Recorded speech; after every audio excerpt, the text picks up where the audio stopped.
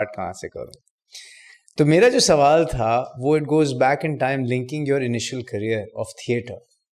ٹھیک ہے, کیا پاکستان میں یا ایون دنیا میں تو پھر بھی تھوڑا تھیٹر ابھی بھی چل رہا ہے, کیا پاکستان میں تھیٹر ٹک ٹاک کی وجہ سے کیا ختم ہو گیا ہے اور آج کا تھیٹر جو ہے ٹک ٹاک ہے؟ مجھے نہیں لگتا کہ تھیٹر کبھی بھی ختم ہوگا. بہت ٹیکنالوجی آتے اور جاتے تھیٹر دیکھ چکا ہے اور وہ کہیں نہ کہیں کسی نہ کسی شکل میں زندہ رہا ہے. ٹک ٹاک شاید تھیٹر نہ ہو لیکن تھیٹر کا کچھ حصہ ٹک ٹاک پہ زندہ رہے گا. وہ لوگ جن کا کوئی انٹروڈکشن نہیں ہے تھیٹر کے ساتھ, اگر ہم ٹک ٹاک کو استعمال کر سکیں تھیٹر کو آگے بڑھانے کے لیے, دکھانے کے لیے یا اس کی جھلک دکھانے کے لیے, تو it can still be helpful, but it's not going to be the same thing. TikTok کی ناٹ بیکم تھیٹر, کیونکہ تھیٹر میں ایک جو سب سے امپورٹنٹ چیز ہے, اس کی کوالٹی تو اپنی جگہ ہے, وہ اچھا ہوگا برا ہوگا, اس کا کانٹینٹ کیا ہوگا, وہ پرفارمنس کیا ہوگی, جگہ کیا ہوگی, that is besides the point. ان سب کو بالائے طاق رکھتے ہوئے سب سے اہم چیز جو تھیٹر کی ہے وہ ہے کانٹیکٹ. ایک اسپیس کے اندر ایک ایموشن ایکسپیرئنس کرنے کا ایکسپیرئنس, وہ کہیں اور کسی چیز میں, سنیما میں آپ کو پھر بھی ملتا ہے, ٹیلی ویژن میں بھی تھوڑا بہت, لیکن یہ جو سینرجی ہے نا between the actor and the audience, جس نے کبھی تھیٹر میں ایکٹنگ نہیں کی اس کو ٹینجبلی سمجھانا بڑا مشکل ہے.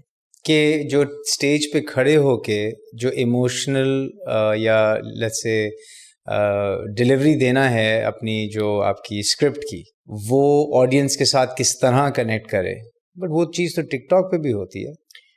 Not really. If you've ever been inside a theater auditorium, ایک تو ڈیوریشن کا بڑا بالکل فرق ہے, بہت بہت مختلف ہے. دوسری چیز یہ کہ جو ولنگنس ہے نا آڈینس کی, جیسے ٹک ٹاک ہے, جو بھی سوشل کیا کہیں گے آپ, سوشل میڈیا کے جتنے بھی مختلف پلیٹ فارمز ہیں, ان میں مجھے لگتا ہے کہیں کہیں تو آپ بالکل ایکسرسائز کرتے ہیں کہ میں کیا دیکھنا چاہتا ہوں, میں کتنا دیکھنا چاہتا ہوں میں, مگر کہیں کہیں وہ نہیں بھی ہے آپ کے پاس. وہ تو الگوریتم آپ کو وہی سرو کرے گا, جو دکھائے گا وہ آپ جو آپ سرچ کر رہے ہیں وہ آپ کو دکھاتا رہے گا, پھر اس میں اور بہت کچھ دکھاتا رہے گا, آپ دیکھتے رہیں گے.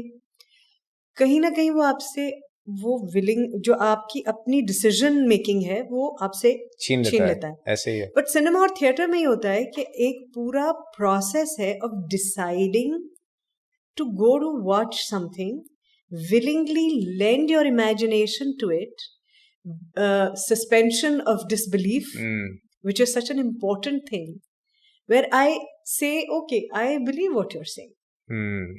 Let's do this. Show me. Okay, take me where you're taking me. Social media میں بھی ہے, but somehow I feel they trick you into taking it away from you. They trick you into it. So in social media, it's interesting. Social media میں suspension of disbelief نہیں ہے کسی حد تک, اس میں آپ کا اپنا ڈیسیژن ہے یا نہیں.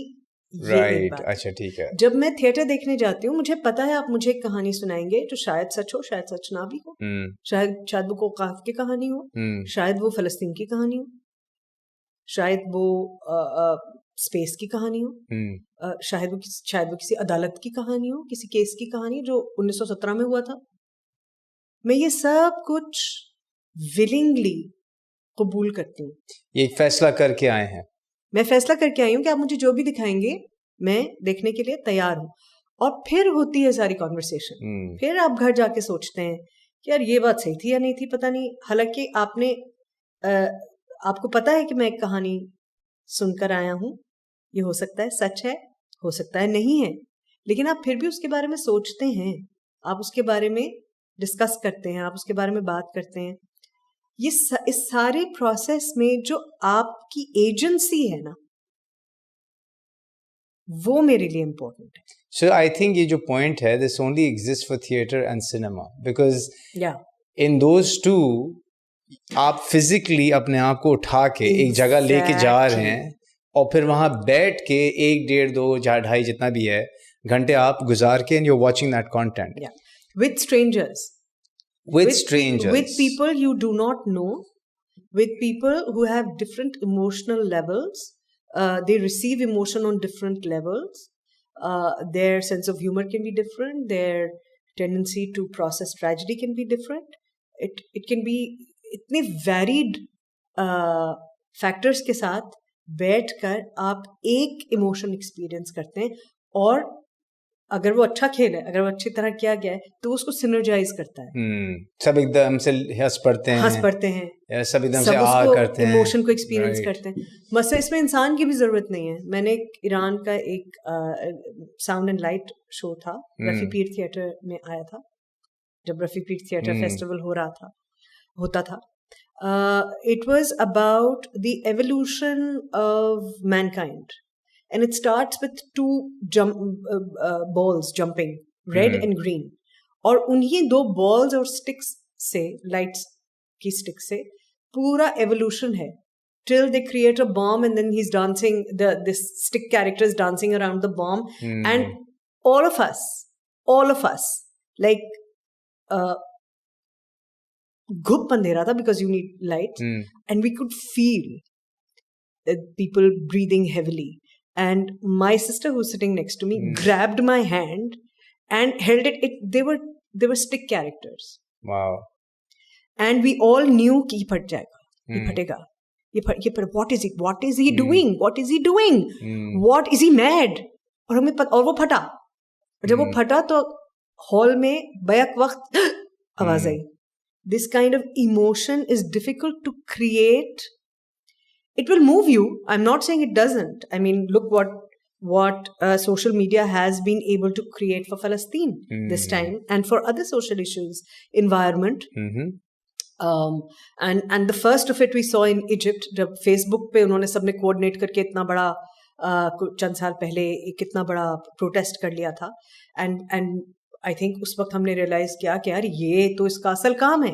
بالکل ہے, اور میں اس کی پاور سے بالکل ڈینائی نہیں کر رہی, لیکن مجھے لگتا ہے کہ انسان کو قریب سے دیکھنے, محسوس کرنے, ایک انوائرمنٹ میں اکٹھے رہنے کی جو چاہ ہے جو اس کے سروائیول سے جڑی ہے, اس کے سب سے قریب تھیٹر ہے شاید. یہ باعث بھی ہو سکتا ہے کیونکہ میں تھیٹر میں پرفارم کرتی ہوں. But it's also the oldest form of storytelling. It is.